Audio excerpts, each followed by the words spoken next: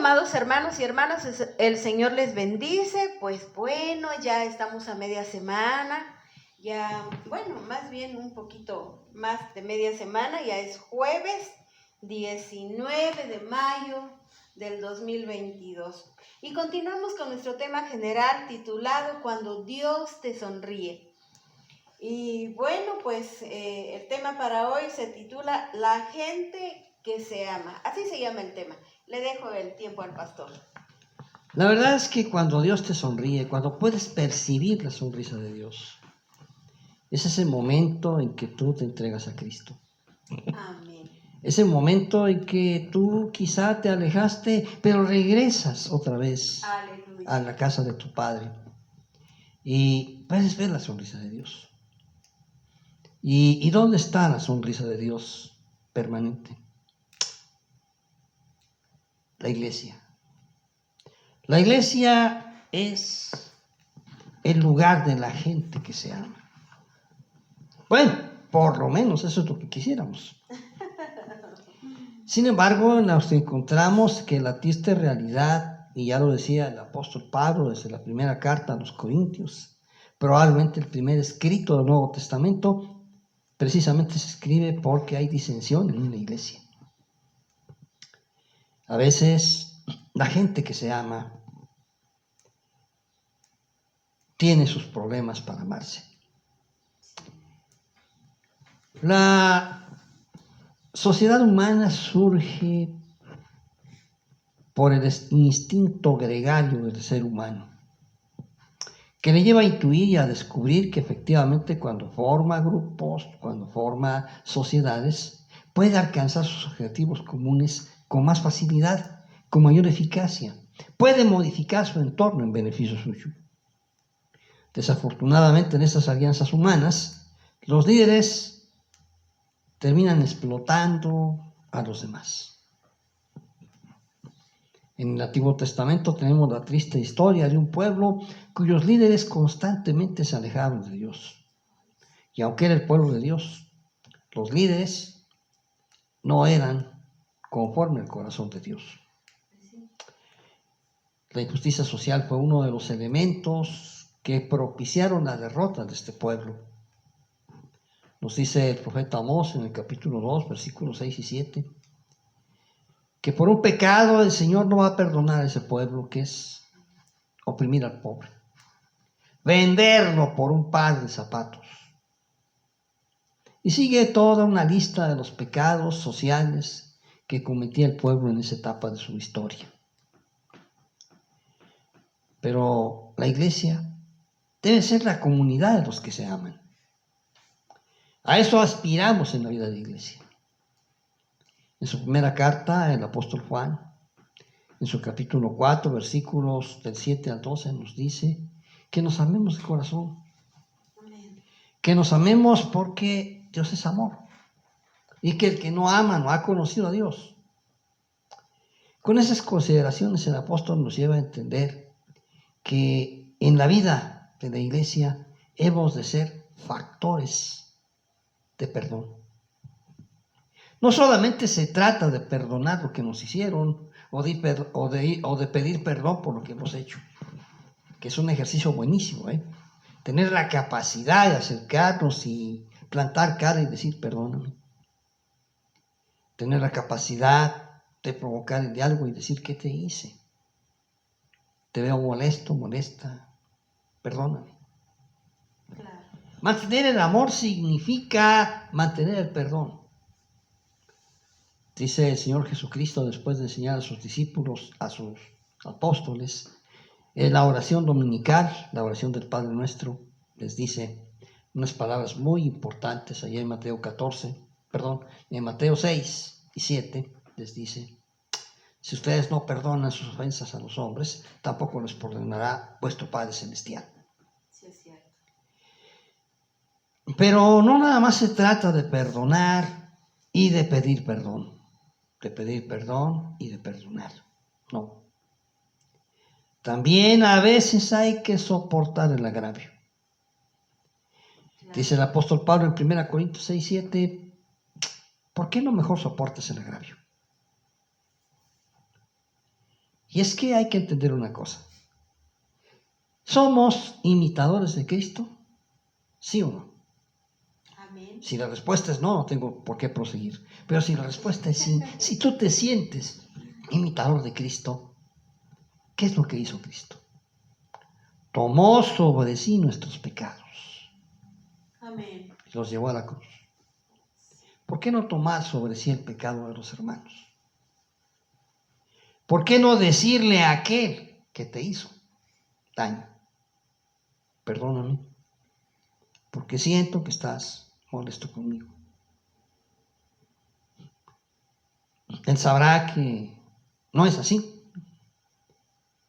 Él sabrá que es él quien generó la situación, pero que no ha tenido el valor de acercarse a pedirte perdón. O no ha dejado que el Espíritu Santo lo redarguya para acercarse y decir, perdóname.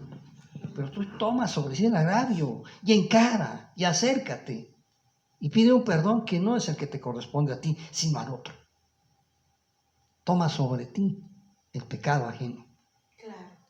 Para que sea expiado en el amor de Dios. Por eso decía Jesús allá en Mateo capítulo 5, versículo 9, bienaventurados los pacificadores, porque esos serán llamados hijos de Dios. Es decir, si llevas paz a tu iglesia, si llevas concordia a tu comunidad, estás siendo un verdadero hijo de Dios, aún sufriendo el agravio. Dice 2 Corintios en el capítulo 7, capítulo 5, versículo 18. 2 Corintios 5, 18. Dice que tenemos el ministerio de la reconciliación. Amén.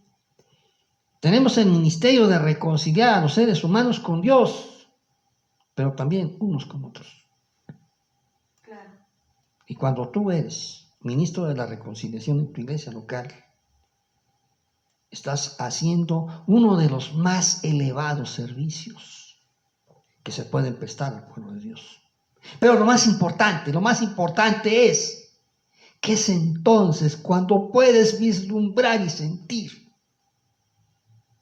la sonrisa de Dios para ti. Aleluya. Oramos.